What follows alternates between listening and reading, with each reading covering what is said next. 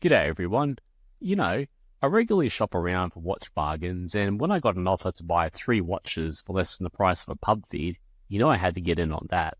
I'll be reviewing each of these watches separately, so for now I'll kick off with the most sensible and practical looking of the 3, a Synoke 9032, which I'll just refer to as a Synoke. And if you like my content and haven't done it yet, a like and subscribe always helps, so cheers. So here's a specs list of all the details, including physical dimensions, weight, water resistance, crystal, movement, and price. And on the topic of price, I've found the cost of this Synoke fluctuates wildly depending on the seller, but as I picked this one up in a bundle sale, it cost me a little under $3. And at this price range, it never ceases to amaze me what you can get. For the cost of a fast food snack, you're getting a functional digital watch with a few added bonuses, such as an alarm feature that wake you up, a stopwatch for timing, things you want to time, and a few other specifications I'll mention shortly. The smooth and shiny resin casing that protects everything feels nice and light to handle, and will easily handle any bumps or drops it might encounter. And thanks to those short, stubby lugs, the Synoke looks and wears a bit smaller than its advertised measurements. And the elevation of that case back prevents those lugs from digging into your wrist. The black colour theme of the case and supplied strap give the Synoke a very uniform and almost stealth-like appearance, but thankfully the dial helps to provide a little bit of character. Moving in from the black bezel, you have an outer chapter ring with white and yellow text descriptors running around it, and further in is yet another chapter ring with a grey colour scheme, using tiny black lines to indicate every minute, along with a thicker white circle at every 5-minute interval. I'll definitely be getting back to that. Once you've moved past that, you have the digital display and the most important element, the current time, staring straight back at you, making time telling a straightforward task. At the top you have 2 semicircular indicators. The top one reveals the days of the week and lights up the current day, and below that is some sort of module using a series of changing lines of each second that lapses. At the very bottom is a seconds indicator using a red colour scheme, which I think adds more visual appeal to that dial. Flanking those seconds are the 100 seconds indicator for the stopwatch feature and the red alarm text with a digital bell symbol that appears depending if that feature is enabled or not. The side buttons to access and change the Synoke settings, while a bit small, are still easy enough to get a finger around and push, so you won't have any problems with operating them. Using the backlight button is a straightforward affair, and when pushed it lights up time, seconds, pattern display and alarm symbol for a couple of seconds. The legibility is fine and displays most of the useful information. 2 little features I love are the use of different colours to better distinguish each time feature, plus if you keep the light button held down, the light stays on until you release it.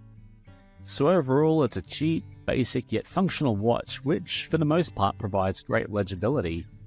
But that's where the good points end and mixed feelings set in. The supply plastic strap is something I really have conflicting feelings about.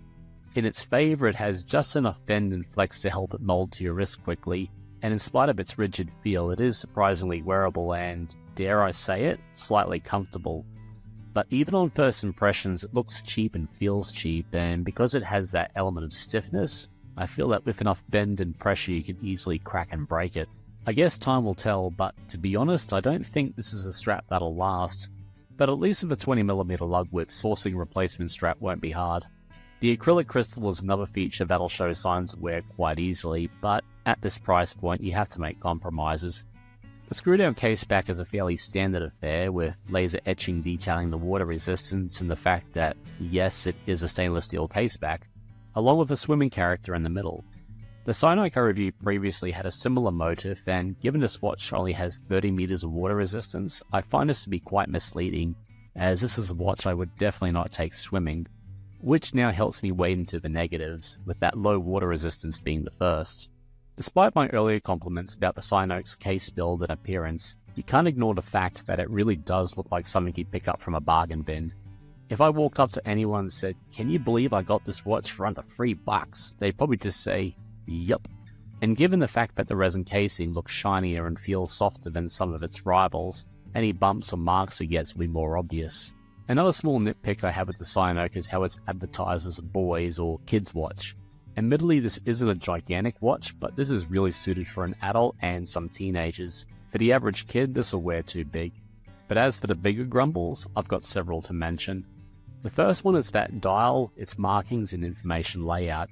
I know I complain about the Casios having too much going on with their verbose styles, but this Synoke just can't seem to make up its mind. In the chapter ring alone, you have branding, some specs, button functions, and the odd 5-minute marker. I understand it all, but it's a lot to read and comprehend. I think they should have omitted the 5-minute numeral markers and specs and just kept the button functions there, and placed that information on the case back where it belongs. And while they're at it, just get rid of the inner chapter ring minute markings, given that this is a digital watch with no analog features. It's just my 2 cents, but it's like the designers couldn't make up their mind. And this kind of leads to my second gripe, which is a lack of screen real estate. The bezel and chapter rings take up a huge chunk of that dial, leaving you with a smaller display to work with. I'm still glad that the information that counts, like time and seconds, is front and center, but that arch complication seems like a waste of space, especially when you have to look closely to see the current weekday and push and hold the start button to view the day and date. Yet despite the limited number of available functions, accessing and adjusting them is a bit of a confusing process. For instance, why do the weekdays appear and flash randomly when using the stopwatch? And why should I need to press and hold the button and push another one just to toggle the alarm sound, especially when I already have to access the alarm settings in another menu? And couldn't a separate display have been included to indicate what you're accessing and adjusting? I mean, even my 9619 model had this feature. Thankfully, the packaging includes a guide on how to operate the buttons to use the Synoke's functions, but without it, there's a lot of trial and error here. So despite its slightly attractive looks and ultra-affordable price, recommending the Synoke is still a hard sell. I mean, if you must have a digital watch and you only have a couple of dollars to your name, I'd still push you in the direction of the 9619 I reviewed earlier. It's far from perfect, but it's easier to operate, makes better use of its screen real estate, has slightly more compact measurements, making it more suitable for the younger audience, and still has the funkiest backlight you'll ever use. As for this 9032, I'd suggest you give it a miss and look elsewhere.